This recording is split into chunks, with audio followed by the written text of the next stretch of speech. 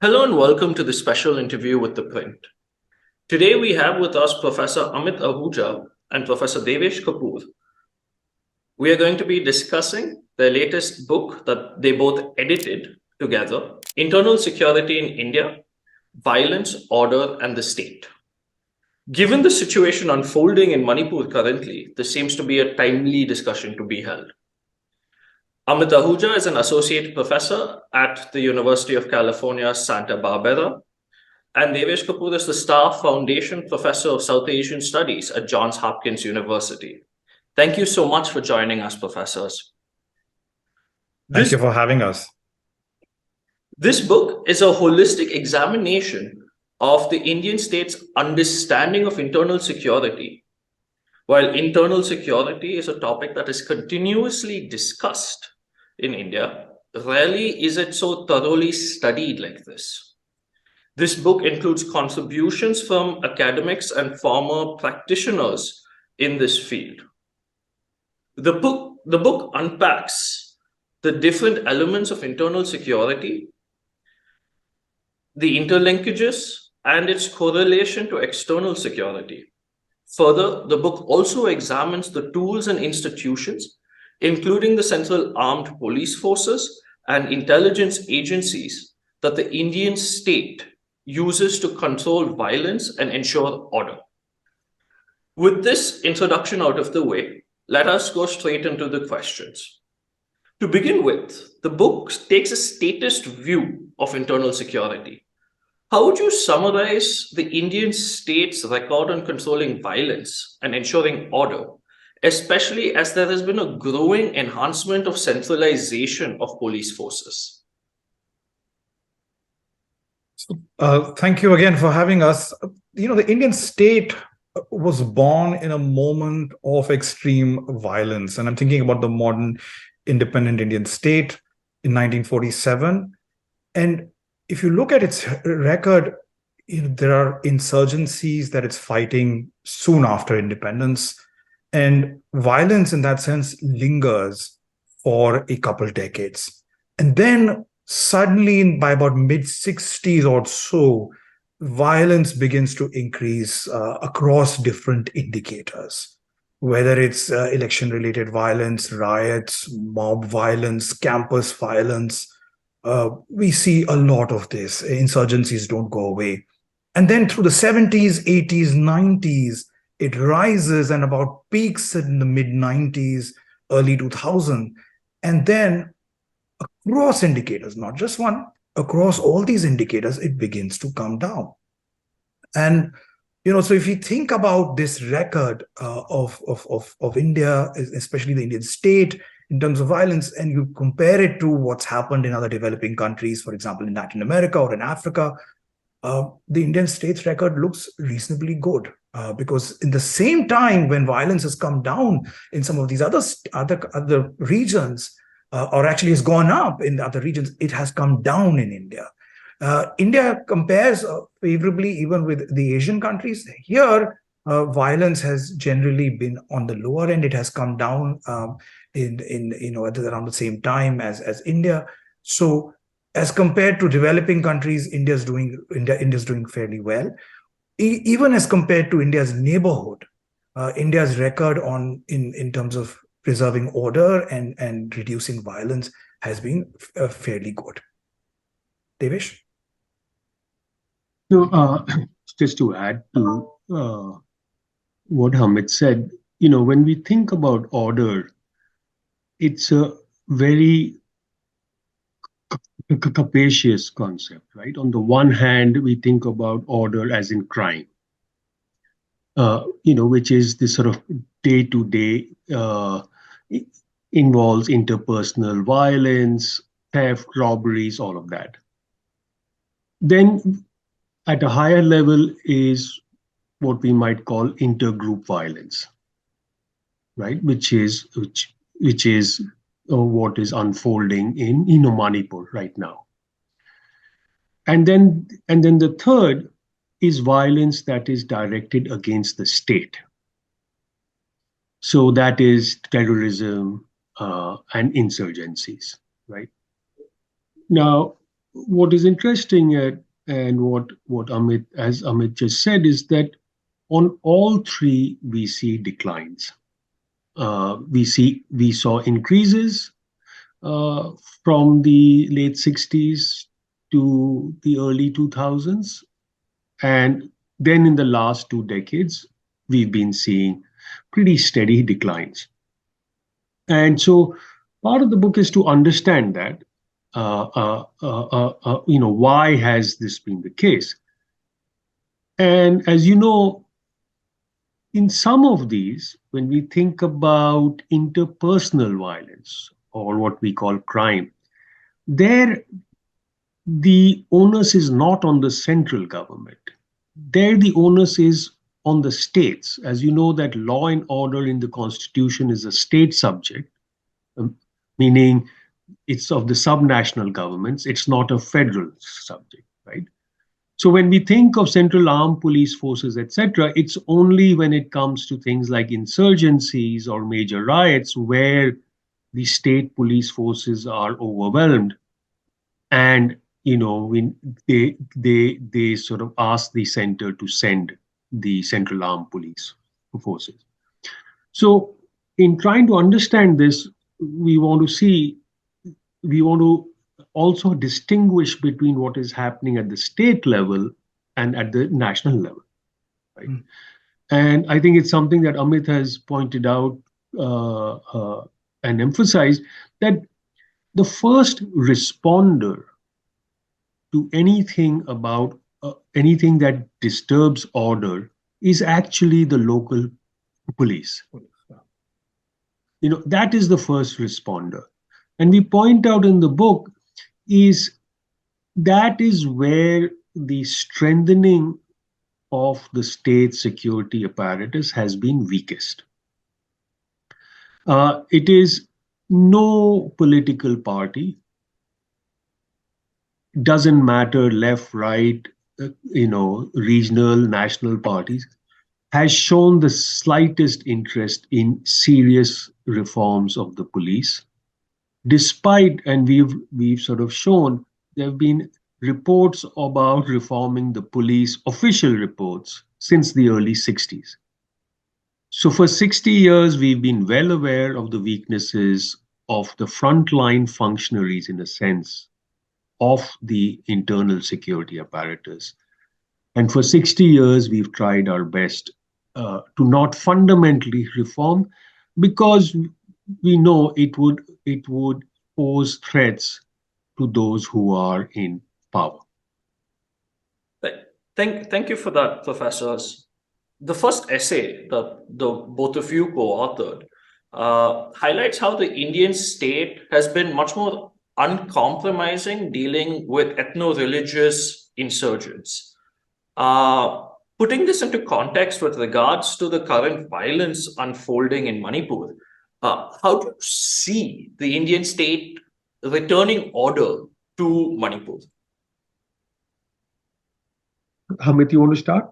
Okay, so I think, what we see in Manipur today, the state, as Devesh was pointing out, sort of a classic scenario playing out. The police has been overwhelmed, and law and order has broken down, and the center has had to intervene. And the reason I say it's classic is because if you think about, insurgency hit areas, for example, think about Kashmir, Punjab, police was overwhelmed.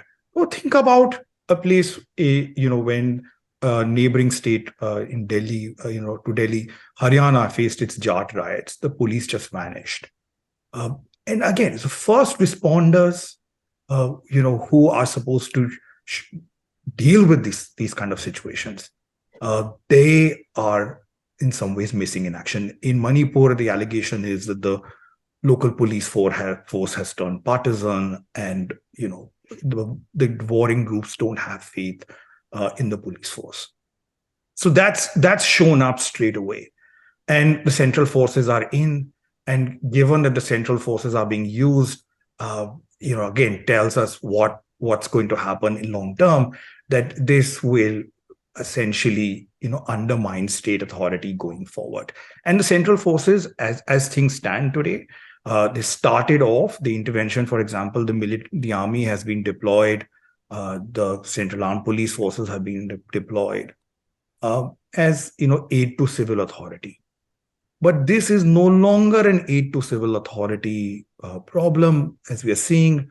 This is not just about riots. There is serious breakdown of order, and the army, if it's asked to intervene, will almost be asked to do peacekeeping operations, and we know from the experience that can escalate into a counterinsurgency operation. So, if you sort of think about how this could escalate, even in terms of state intervention, that's the kind of trajectory that we are looking at. And if, a lot of the commentators and experts are calling for full-scale deployment of the army in the state to control the situation. I also want to sort of point to a few other things here, which is that, even if you can bring if you can control violence and bring some semblance of order to the state, the fact remains that there are two attributes which repeat themselves here. One, and this is something that we also talk about in our book. One is the prevalence and the tolerance of vigilante groups. Across Indian states, we are seeing that for one reason or another, vigilante groups are being tolerated. And so even when violence has gone down, the fear of violence persists, because the capacity to trigger violence and to sustain violence is around and visible, and people see it. And that's what we are seeing in Manipur. The other aspect of this is that, settlements, when we think about how the state is going to be accountable about, especially about the violence that's already occurred, you need transparency for that. You need some degree of reconciliation between groups that are fighting at the moment. We don't see a pattern of those kind of conversations in India. And so, yes, you could get lower violence, you could get order, but the wounds will fester. And that is something that we need to, again, keep an eye on and think about. But on the whole, I think the state will impose order. It will use all the instruments at its disposal. It may do it tomorrow. It may take some more time to do it. But that's what the state will do. But even as the state does that, at the end of the day, this is going to not be good for the federal arrangement in India. And for that, the capacity for law and order needs to exist at the state. We don't need to turn to central intervention all the time. Let me just add to what Amit said. Look, perhaps the most fundamental duty of any state is to protect its citizens against external and internal violence. That is the first call of any state, right? Without order, you cannot have liberty and development. Now, it's certainly the case that you can have order and not have liberty, as we know in many authoritarian and totalitarian states. But if you don't have it, it's extremely costly. It's very hard to do anything, right? So I think when there is a breakdown in order, it's fundamentally a failure of the state. And I think, let's not mince our words. What is happening in Manipur is a real indictment of the central government. To allow this level of violence to fester for so long is really unconscionable, especially because it has, the Northeast, let me step back. State building requires building orders. right? And in the Northeast, we know has been the one part of the country which has where nation building has been hardest. Since independence, the region has suffered violence. Since independence, uh, there have been the Indian state's heavy hand has been pretty manifest from the Armed Forces Special Powers Act, all of those things, right? Now, what we show in our book is that gradually, even in the Northeast, we began to see a decline in violence in the past 20 to 25 years, right? That's the good thing. But what is necessary is not sufficient. What we know is that much of the decline in violence has come through two instruments of the state, which is, to put it crudely, cash and coercion, right? The insurgent groups were both bought off, as well as the security apparatus of the state really began to, to sort of clamp down. But deeper institutional reform, deeper processes of allowing local identities to, to nurture them, to foster them, not try and do the usual thing, which, as we know, has been very expensive from Punjab to Kashmir and the Northeast, which is, manipulation by the central government, you know, sort of divide and rule, sort of trying to put your own guy in power, undermining whoever is there because they are from the opposition, etc., right?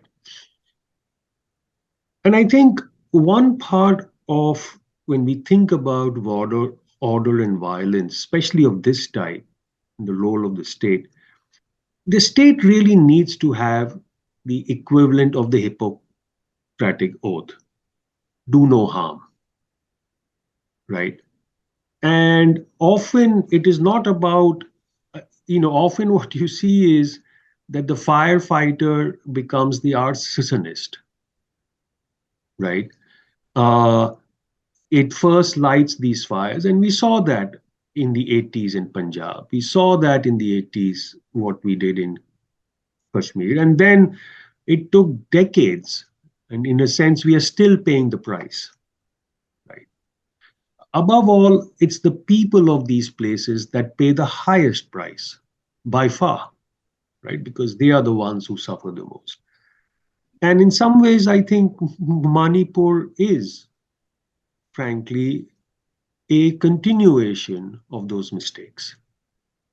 And, the cost will be borne above all by the people of Manipur, but the cost will also be borne by the security forces, because they have to do the real heavy lifting, the real hard work of restoring order.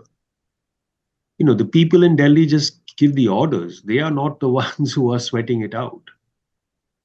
So rebuilding trust is going to be really hard now. We've seen ethnic, cleansing basically happening there.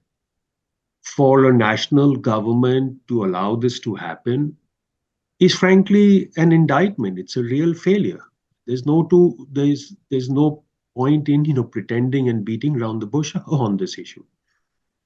Right. And I mean, just looking at this, my next question would be, talking about state institutions, how would you assess that the state has adapted its institutions, like the Central Armed Police Forces, the Ministry of Home Affairs, to deal with internal security concerns? Especially, what would you say is the role of intelligence agencies in this? And this looking at the emergence of new technologies and hybrid warfare, right? So, I think the fact is that if you think about the involvement of the Indian state, it's a long-standing involvement. And given given that trajectory, a lot of learning has happened, and we know a few things about how the Indian state works when it comes to dealing with insurgencies and conflicts, in different states. And essentially, the state, if groups pick up a gun against the state, then all bets are off. The state has not lost to a single insurgency until now. And if you if you think about the strategy that is adopted, and again, you're thinking about the intelligence services also, the state fights, the state talks, um, it tries to bring people into the political process. Again, these are long-term strategies that the state adopts. And we've sort of seen that, in some of the states, especially, or even if you sort of look at the Northeast, yesterday's insurgents are today's lawmakers. So, in that sense, the state has had a record of both talking and fighting at the same time. It has also built, as Devesh was saying, infrastructure. It has established its presence. The Northeast is a very good example of that. Its low-key policy has just not been on paper. It has built a lot of infrastructure. It has managed to bring down violence, keep the political process together until Manipur happens, which is why, Manipur is both an aberration and such a setback to the Indian state's long-term strategy in that region. I just want to sort of quickly touch upon this issue of hybrid warfare, and I think there are different ways that people look at it. One aspect of if that we need to be careful about, and I think that you are probably referring to, is also what is happening today when it comes to social media. We live in the age of deep fakes, AI generated fake news and fake information, and these are very dangerous instruments when let loose in a society with social fault lines and conflicts. And the state, in that sense, needs to bulk up its capacity to deal with these kind of challenges. You can't just be reacting to them. You have to preempt some of these things and build that capacity, especially when these things occur, or when these attacks come from outside. Then you need to have the capacity to both defend yourself, but also have the offensive capacity to deter such attacks. But a lot of these attacks come from within, and that is why and if you look at the state response, oftentimes it's just shutting down the internet, and that causes a lot of public inconvenience. So these are things that the state needs to develop a strategy on, because this is the world we live in. These things are not going away; they are only going to increase. At the same time, this is also a very slippery and dangerous slope. When the state acquires this kind of capacity, and when the intelligence establishment and the agencies don't have good oversight mechanisms that they operate under, then we are basically acquiring a dangerous capacity which can be misused. And if we go down that road, then we are looking at a police state. So important to think about these things in a broad perspective, and also build safeguards as we develop a capacity. Let's take one example just to illustrate the building of state capacity. In the 70s and 80s, we forget, till the 90s, India would see periodically there would be hijackings. In the last 20 years, we haven't had any. Now, I'm not saying there's one factor, but one institutional change that occurred was till the 90s or some part then, the airport security was controlled by the local police. And it was poorly trained, all of that. And so, for hijackers to board was, not as, difficult. Then what happened was that all the airport's security was moved to one organization, which was the CISF. Now, the CISF itself had been created only in 1967 or 68 when central government installations in Kerala and West Bengal were there were riots and mobs would attack them, and because you had left front governments in power in those states, they refused to have their local police really sort of defend them. So the central government raised these central forces like to protect them. Gradually, you see their ambit growing, and they are then trained in particular ways so that for airport security. And once you have that, even though of course we know how much air traffic and number of airports has grown massively in the last 20 years, we actually see a real decline in slow hijackings, partly because the institutional infrastructure has adapted and grown, right? Similarly, after the terrible 2008 Mumbai terrorism attacks, India created the NIA, the National Investigative Agency, which is focused only on that. What we see is a growth. Actually, some of the institutional development has been in some of the agencies of the Ministry of Finance, like the ED, the ability to track money, because that's very, very important. Uh, and then, there were proposals which didn't go, but now have, I believe it's happening, the creation of sort of NAT grid, which is a national grid that integrates massive databases, all of that. So you do see, right, from the old traditional where the mainstay was the IB, you see a growth actually in multiple agencies with sort of different tasks. Now, as Amit said, you know, the risk with all this is, of course, that uh, you risk creating a deep state. It's very hard to really know about IB, what it does. At what point is it really national security, or is it really serving what the current government or regime demands? And we know that all governments, all political parties have used their intelligence bureaus to tap the phone lines of opposition parties, all of that stuff, right? We recall this whole thing of the Pegasus software, right? Even now, we don't really know who got it, who used it, who authorized it, right? These are all murky things.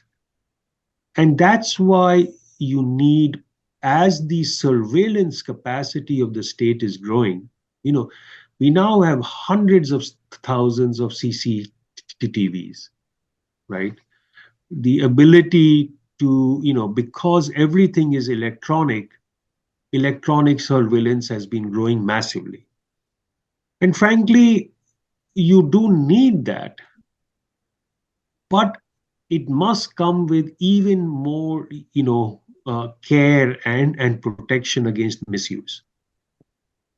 Uh, and in this, Parliament has been a failure as well, because that should be the place which really scrutinizes these agencies. It can do it under closed doors, but you need some checks and balances outside the executive branch, or not just concentrated in the executive branch, because these are parts of the executive branch in the first place, right? You can't ask the fox to guard the chickens.